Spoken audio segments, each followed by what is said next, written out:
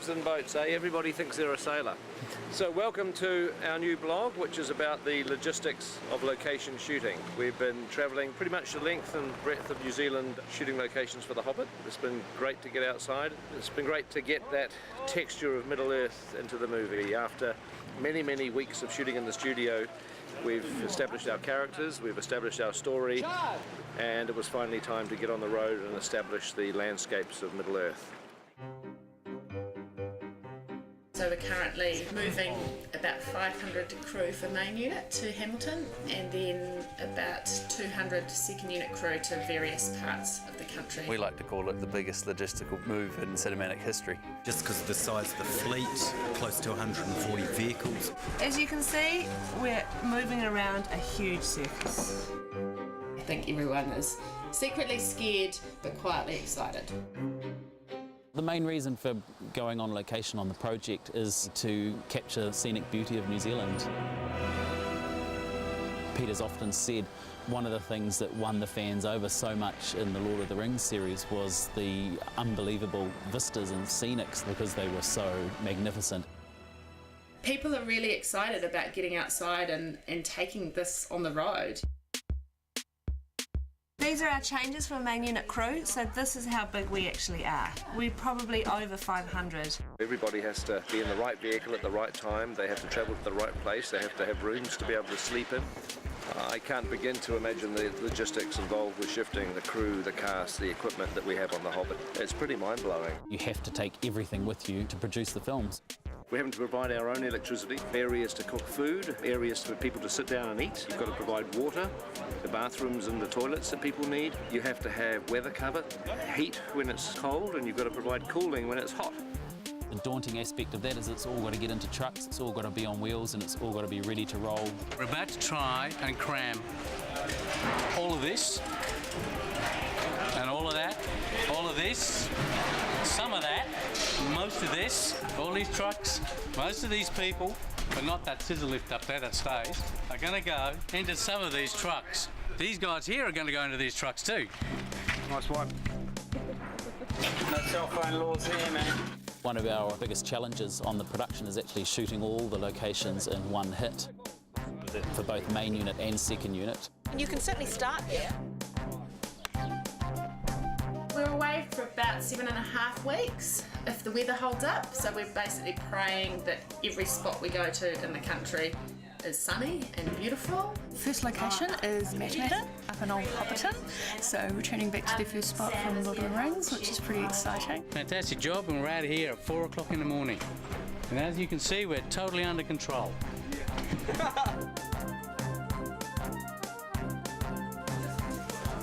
Why aren't you helping? I've got to carry this. We're going to some of the remotest locations of New Zealand, and if there's one thing Grips can't live without, that's the latte, soy. That's right. We're getting ready to go away, and so far we haven't packed anything. And tomorrow is our last day with 30-odd Hobbits doing a big scene against green screen for Hobbiton. This is my Louis Hobbit, my Sonny Hobbit. So we need the largest team on, because we've also got to try and pack. And then they're going to say, where did you pack it, because I don't need it? Where's that wig? Did you put it away? No, we've got to put it on his head now. And we'll all be here till midnight trying to load up the buses because they leave at 4 o'clock in the morning. Be sure to pack scotch, tequila, Wine and beer. A heap of plants. 3 razor blades. 60 kilos of toilet paper. A few artificial trees. Socks. and some Jägermeister. Last day Wellington, so everything needs to move. We've got a stock truck coming in to take our 49 mixed-age sheep, 15 chickens, 9 goats, 5 3-year-old steers, 4 pheasants, 2 Muscovy ducks. We've also got Michael Jackson, the walking chicken, on the lead. We're just going to take you through, get your contracts done. We've got lunch packed for you to take on the road. So just follow me. Oh, the keys are in it? Keys are in it. We've got GPS units installed in the trucks purely so we can watch what's happening as they move up and down the country. If you don't arrive, we can't shoot. Last truck should be out of here in half an hour, and then Hobbiton. Crikey. Just remember, the reason you're on this plane is because you're so valuable to the production.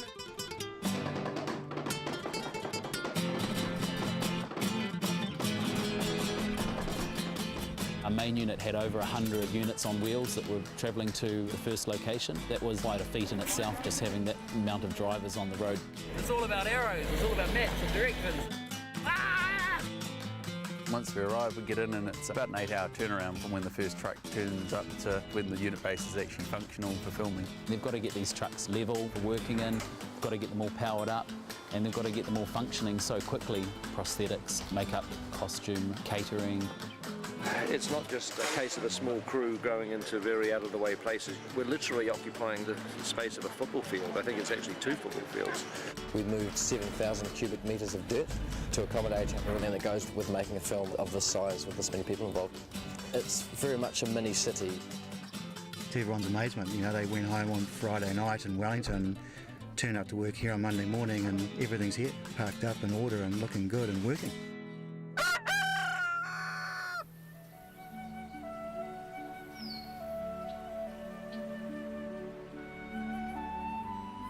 It's okay. Rough day at the office today, Mom. So after 110 days in the studio, we finally make it out into the sunshine. But I tell you what, Hobbiton is looking fantastic. The art department and the greens department have been working on it for nearly 2 years. The grasses have grown, the flowers are out, and the plastic ones have even bloomed. It's weird when you come back to a place that you literally thought you would never see again. This is a great spot. To be standing there with Elijah dressed up as Frodo, it was the nearest thing I think I'm ever going to come to a time machine. This is actually the first time I'm stepping foot down into Hobbiton. I'll never forget that feeling of coming to Hobbiton for the first time. So much time spent in this universe, you know, with these characters, and I keep referencing the fact that I turned 19 when I came to Hobbiton for the first time. 11 years ago. I'm 30 now. I don't know, there's so many feelings of nostalgia and history. We'd been searching pretty much the whole country for this rolling green countryside. We were up here scouting around and found this place called Buckland Road. And sure enough, when we flew over it, we found the round tree, the hill, the lake. It was all meant to be. Of course, then it was a matter of talking to the owners of the land, getting their permission to shoot here and build here. It was a Saturday afternoon during a major New Zealand rugby game that he came and knocked on my father's door. And he said they wanted to make a movie, and my father actually said, "Lord of the what?" I think I kicked him under the table quietly, but that's how it all started. This time around, they built it for real. So before, all of these Hobbit holes were built using polystyrene.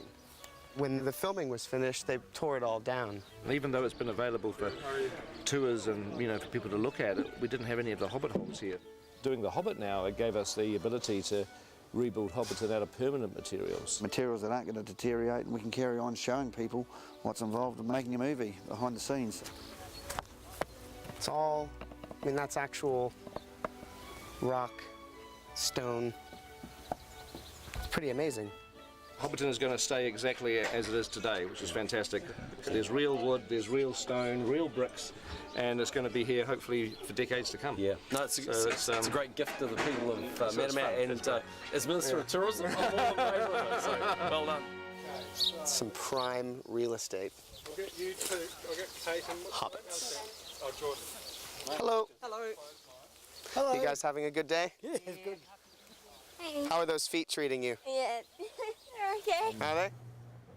When you're at Hobbiton, you forget that you're on a film set. Seeing it like this kind of living model village is just extraordinary. You just totally believe this place exists. And that's because it does. Maybe I've smoked a little bit too much of this now. It's an authentic village. It's 100% 360 degree, look wherever you like, little Hobbit village. You can imagine just being a Hobbit in this environment and get up and have a cup of tea on the doorstep and listen to the birds and the frogs, children running around, or go to the market, buy a big bottle of beer and drink it. I'm loving it. You're not really designing a film set, you're trying to put yourself in the mindset of a Hobbit and figuring out, well, where would you like your house to be? There were 44 personalised Hobbit holes, and each Hobbit hole has the different little details depending on their location. It's kind of amazing, the door's actually open. Hello? Hello? No, nobody home at the moment. They must be at the market. Welcome to the set of The Hobbit. So how did you get involved in this? My 4 daughters auditioned and they all missed out. And I got in. So I wasn't a popular father at that point. You guys are up for stealing, aren't you? Yeah. Oh, hell yeah, good. Big bad hobbits. Check this out. Oh yeah. I'd like to get a nice comb over. Is this going to be in the movie? Yeah, we can cut that. That's fantastic. We've got that. So we just finished our first week on location. Get out. But, you know, I just wish I could move into one of these hobbit holes. I mean, this would be an absolutely idyllic place to live. It really would. This is the sort of place that I would very happily retire to. In fact, might think about it tonight or the next day. It would be good retiring here. That would be quite nice. See you. Bye-bye. Yeah. I hope you enjoyed the first part of our location blog. The second part will be ready very early in the new year. And in the meantime, we've just shot the last shot for The Hobbit in 2011. So it only remains to do one last thing, which is to wish you all a Merry Christmas! Merry Christmas! Champagne! Very good.